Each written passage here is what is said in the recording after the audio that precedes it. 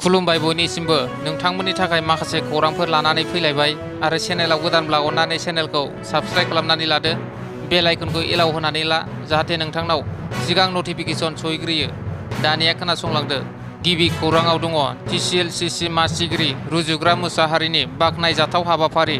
उदालगुरि जिल्ला 37 नं दोनस्रि ब्लकनि TCLCC मासिगिरि रुजुग्रा मोसाहारिया खाजियामाथि ओनसोलनि सा 27 फिसाय थैजानाय रान्दि आइजोफोरनो दख'ना आरो गानग्रा जोमग्रा लोगोसे जानाय मुवाफोर राननानै होदों।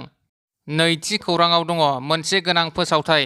CIS एबा स्पर्ट्स खथानि गेजेरजों मोन 29 गेलेमु आयदानिफ्राय सा 403 गुन गोनां गेलेगिरिफोरखौ CIS एफआव थिसनगोन होननानै फोसावदों।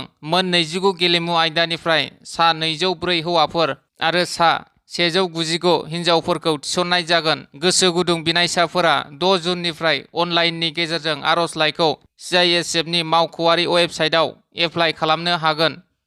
थामथि खौराङाव दङ पाकिस्ताननि जानानै मदद होग्रा CRPFनि सासे बिबानगिरिखौ NIA आ हमदों। पाकिस्ताननि जानानै संगालि महरै खामानि मावग्रा देशद्रहिफोरखौ दासान्दि सं दाननायनि गेजेरजों सासेनि उनाव गुबुन सासे हमगासिनो। बे समावनो पाकिस्ताननि जानानै मदद होग्रा CRPFनि सासे बिबानगिरिखौ NIA आ हमनो हादों। सुलुंनि बादिब्ला CRPFनि 116 नं बेटेलियाननि लेङाइ नायदिंगिरि महरै बिबानाव थानाय मतिराम जाट मुंनि अफिसारखौ पाकिस्ताननि जानानै खामानि मावनायनि थाखाय हमनाय जायो। जम्मु काश्मीरनि पहेलगामाव रैखाथि हान्जानि अपारेसन खालामनाय आरो इसिंनि बाथ्राफोरखौ मतिराम जाटआ पाकिस्तानसिम दैथायहरदोंमोन। ब्रैथि खौराङाव दङ BPF दोलोनि गेदेर खहा। आसामनि मुंदांखा कमेडियान बिपुल राभाया BPF दोलो नागारनानै BJP दोलोआव जयनिं जाबाय। बाथि खौराङाव दङ उदालगुरि जिल्ला BJPनि गेदेर जयनिं हाबाफारियाव MP दिलीप सयकिया आरो मन्त्रि पीयूष हाजरिकानि नुजाथिनायाव उदालगुरि जिल्लायाव सा 150 UPPL आरो BPFनि दैदेनगिरि आरो सोद्रोमाफोरा BJP दोलोआव हाबबाय। द'थि खौराङाव दङ बारग' NDFBनि सोद्रोमा धनसिं नार्जारी दाउगांनि सारादुखौ मैया खुंफुंबाय। बर' हारिमुखौ रैखाथि होनो आरो आलादा रायजो सोरजिनायनि थांखिजों नखरखौ नागारलांनानै गोलाव सम हाग्रायाव थांनानै आखायाव हाथियार दैदोंमोन। धनसिं नार्जारी दाउगाङा क'क्राझारनि बालागाव थिनालि पुलिस आउटपस्टनि बेन्दोंआव थानाय खेंखाय आवजारगुरि गामियाव 1992 मायथाइनि 24 एप्रिल खालि धनसिं नार्जारी दाउगाङा जोनोम मोनदोंमोन। बै समनि NDFBनि आफादगिरि सायखं बसुमतारी बिसावरायग्राजों गोलाव सम लोगोसे थाफानानै गावखौ बाउसोमनानै NDFBआव हाबा मावबोदोंमोन। थांनाय 2020 मायथाइनि बिटिआर गोजोन गोरोबथाजों लोगोसे उदां अख्राङाव ओंखारबोदोंमोन। दाउगाङा बेनि उनाव नखर आरो समाजजों गोरोबनानै नखर संसार दानो हाबा मावबाय थानाय समावनो दाउगाङा गोब्राब बिगुरनि बेरामाव गोग्लैयो। मख'नो गोनांदि बिटिआरनि मावफुं सोद्रोमा थामहिनबा NDFBनि आगुनि आफादगिरि सायखं बसुमतारीनि हेफाजाबजों आरो नखरनि नाजानायजों गोबां फाहामथाय होदोंमोन दाउगांखौ, नाथाय फोथांनानै लाखिनो हायासै आरो बोहैथि दाननि 18 मे खालि दाउगाङा 32 बोसोर बैसोआव अराय समनि थाखाय बे बुहुमखौ नागारलाङो आरो मैया रुंसारि दाउगांनि सारादुखौ रायजो राजाफोरनि हेफाजाबजों आवजारगुरि गामियाव गावनि आंगो न'आवनो खुंफुंनाय जायो। दाउगांनि सारादुआव बिटिआरनि EM सायखं बसुमतारीजों लोगोसे इउनाइटेड फराम अफ एक्स NDFBनि लोगो आफादगिरि नायस्रां औवारीजों लोगोसे माखासे बारग' NDFBनि सोद्रोमाफोरा बाहागो लायो।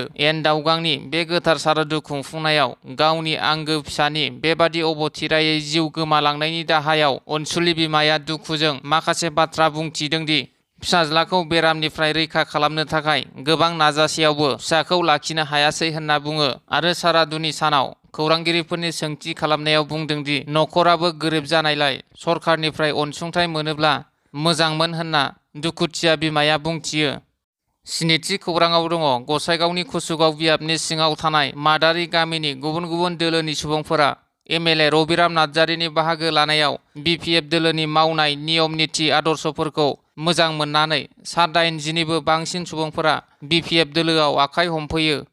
दाइनथि खौराङाव दङ UPPL दोलोनि दैदेनगिरिफोरनि बाखनायथाव हाबाफारि। क'क्राझार जिल्लानि सिङाव थानाय 9 नं दतमा बियाबनि रामफलबिल BCDCनि लङाथला गामिनि रायजो राजाफोरा गोबाव समनिफ्रायनो नावद्रा जाम्फै बायफ्लंनाय आरो हान्था मेलानि थाखाय लामा गैयिनि गोबां जिंगायाव दंमोन। लङाथला गामिनि रायजो राजाफोरनि बेफोरबादि उसुबिदाखौ नुनानै मिरु इउपिपिएल दोलोनि रांगिरि फुकन लाहारी आरो 8 नं दतमा ब्लक इउपिपिएलनि रांगिरि मनज नार्जारिया लामा आरो जाम्फैखौ गाव गावनि रां खरसा खालामनानै मावफुंना हैदों।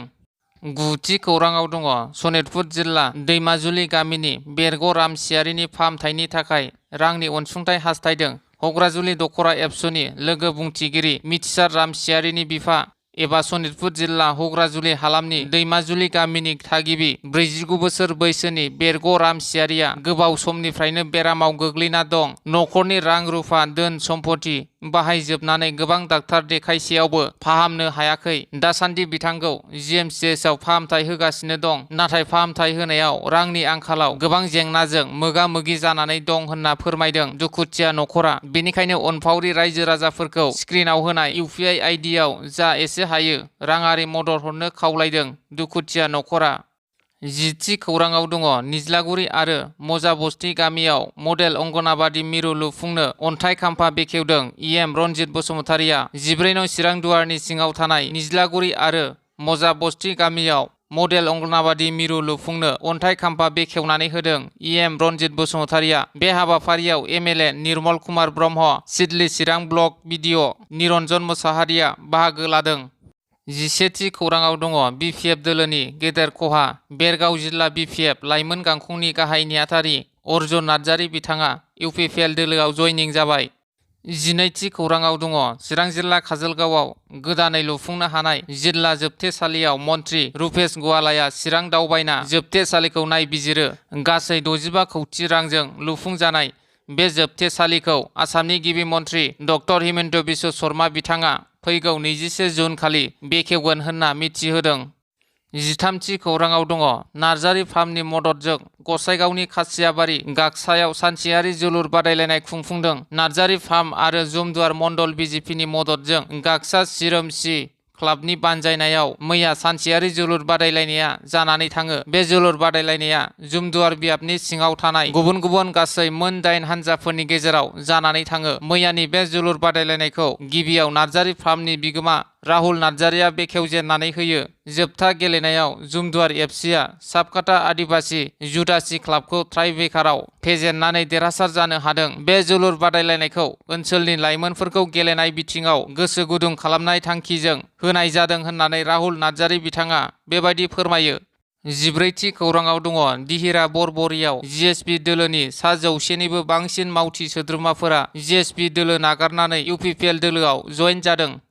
15थि खौराङाव दङ गोथार मंगलबार सानाव गुवाहाटी बाथौफुरिनि मिरु बाथौ थानसालियाव बजालि जिल्लानि सा 150नि बांसिन बाथौ सिबियारिफोरा आरज गाबो। बे हाबाफारियावनो बोसोन बिबुंथि लाखियो बोसोनगिरि दालसिं बसुमतारी, गाहाय नेहाथारि गणेश दैमारी, लोगो आफादगिरि मोनाराम बर' आरो गाहाय गोथारि काशिनाथ स्वर्गियारिया बाहागो लायो।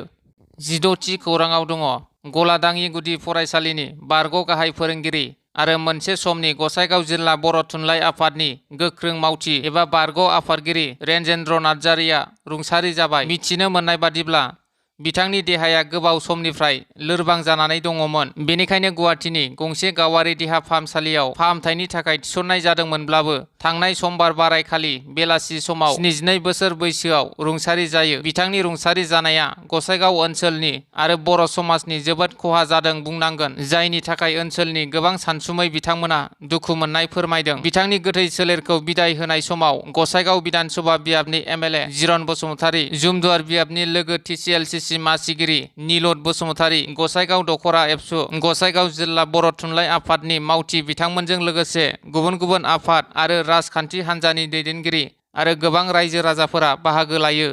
17थि खौराङाव दङ गसाइगाव प्रेस क्लाबाव आख्रासुनि खौरां मेल। कच राजबंसि हारिनि सुबुं थानाय बियाबाव कच राजबंसि बिजाथिफोरनि दाबिखौ आख्रासुआ दैखांगासिनो। मैया गसाइगाव प्रेस क्लाबाव दुलाराय कच राजबंसि फरायसा आफादा मोनसे खौरां मेलनि गेजेरजों गसाइगाव प्रेस क्लाबाव सरकारखौ फैबाय थानाय ट्राइबेल थाखो आरो बिटिसि बिसायख'थियाव खमैबो 7 कच राजबंसि बिजाथिफोरनि मुं सायख'नो खावलायो। बेनि दान्दिसे उनावनो आख्रासुनि मोनसे थान्दै हान्जाया रायजो बिजेपिनि आफादगिरि गिबि मन्थ्रि आरो दिल्लीयाव सावरायनो थाखाय लोगो हमगोन। आख्रासुनि मिरु नेहाथारि सुनादर रायआ मुंख'दोंमोन दि गोबां राजखान्थि दोलोफोरा सिगाङाव कच राजबंशी हारिनि राजखान्थियारि गोनांथिखौ नेवसिगारदोंमोन। बे खेबाव बिटिसि बिसायख'थियाव कच राजबंशी थान्दैफोरखौ गोनांथि होआब्ला आख्रासुआ गुबुन राहा आजावनायनि हुमखि होयो। बेराफारसेथिं आख्रासुनि मिरु आफादगिरि सुनील रायआ बुङोदि फैबाय थानाय बिधान सभा बिसायख'थिनि सिगां सरकारा कच राजबंशी माहारिखौ ट्राइबेलनि गनायथि होआब्ला आख्रासुआ मोनसे गोख्रों सुबुंखान्थियारि सोमावसारनाय जागायगोन। 18थि खौराङाव दङ।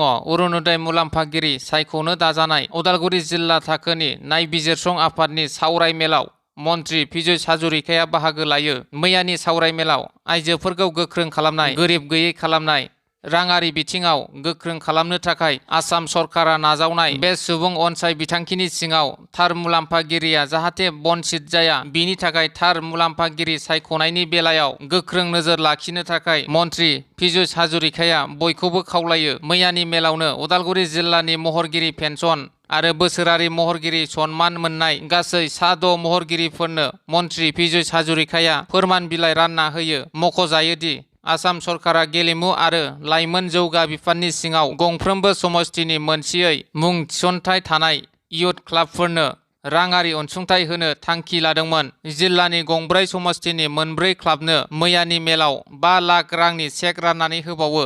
मैयानि मेलाव आसाम आयेन आफादनि बुंथिगिरि बिश्वजित दैमारि, एमपि दिलीप सयखिया, एमएलए गबिन्द चन्द्र बसुमतारी, चरण बर', दुर्गादास बर', बिटिआरनि इएम फारियै दिगन्त बरुवा, दावबायसा बर', डक्टर नीलद स्वर्गियारिजों लोगोसे गोबां मख'जाथाव सुबुंफोरा बाहागो लायो।